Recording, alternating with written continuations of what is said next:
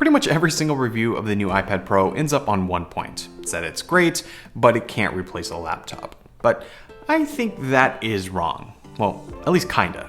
After using the iPad Pro for a little over a week, two big things really stand out. First is that this is some of the best hardware that's been created probably in the last 5 years. I mean, it really looks like it's a concept of what an iPad's supposed to look like, but it actually is real and it works.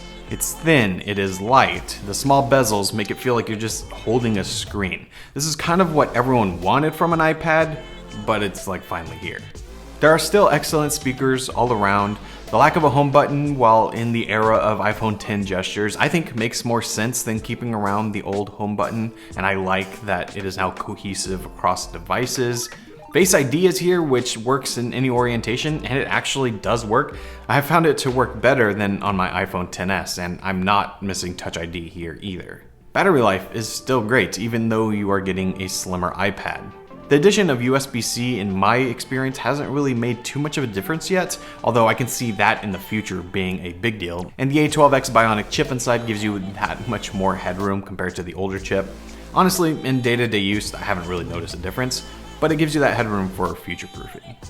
Now, the second thing I realized is that there's really not that much new here. Yes, there's new hardware, but in terms of like features and use cases, this doesn't really do anything different than the older iPad Pro. But the question is that a bad thing? Does the iPad Pro need to do more, and could it replace your laptop? Because if you're just looking at what the iPad Pro actually does, it does it very well.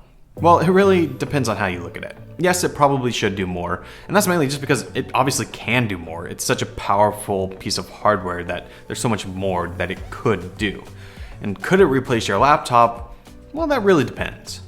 Of course, the big thing holding back the iPad Pro from being a one-to-one replacement of your Mac is iOS. Now, that's not to say that iOS 12 is bad, because it's actually quite good, but it makes you do things in a different way than you're used to on macOS. There's really only a few things I can think of that you can't do on an iPad. Xcode comes to mind, but pretty much everything else you can do, you just have to find a different way to do it, or sometimes a less convenient way. And that's when you get frustration points, and that leads a lot of people to just say, nope, you write it off, it can't replace a computer. But I just don't think that's right at all. If you think about it, there's really three groups of computer users. You have the basic consumers. So they're watching YouTube, they're watching Netflix, they're maybe answering emails, but that's as extensive as it gets. They go on social media, they browse the web, they're really just consuming. Then you have the next step up, and that includes the first group, but also adds some creation on top of it. The easiest way to think of this is students. So they consume, they go on social media, they surf the web, all that, but they also need to type up documents, or they need to do Excel spreadsheets, or some light tasks like that. Then you have the third group, which again includes the first two, but then adds on top of that. It's full-blown creator. I put myself into that category. It's someone who consumes and occasionally creates things like documents and stuff, but adds on top of that and uses full-blown desktop-style apps. So for me, that is video editing, but for you, that might be development or design, something that requires desktop-class apps. And that's just something we don't have on the iPad Pro right now.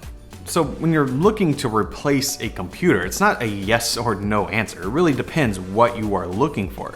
If you're in that first category, the iPad Pro is going to be great. It's going to do everything that you want, and it's going to do it very well. Even if you're in the second category, the iPad Pro is probably going to serve you well. Yes, you might have to do things in a different way than you might on the desktop, but it's not necessarily less convenient, it's just different. And if you're a student, I don't see why the iPad Pro wouldn't work for you. When I was in school, I used an iPad all the time. It's when you get to that last category where people really start to freak out. So no, the iPad Pro is not going to replace my desktop right now. I wish, and I'm hopeful, that we're going to see more professional use cases come to the iPad Pro. I would love to see Final Cut Pro 10 here. I would definitely replace my laptop if I could full video edit on the iPad Pro. But just because it doesn't do the high-end professional task doesn't mean that for some people, this can't replace your computer. If you are someone like me who does more professional work, the iPad Pro is still very much a companion device, but it's very good at that. I've moved most of my photo editing process over to the iPad Pro. I made a video on that, I'll link it up above, but it's great for that kind of stuff. And at that point, you really just have to decide if it's worth spending money on a companion device. So can the iPad Pro replace a computer? Yeah, if it does what you need. So don't listen to a lot of people online saying that it can't. Think about what you actually need a device for and find the one that fits. If the iPad Pro fits, you'll be getting an excellent device.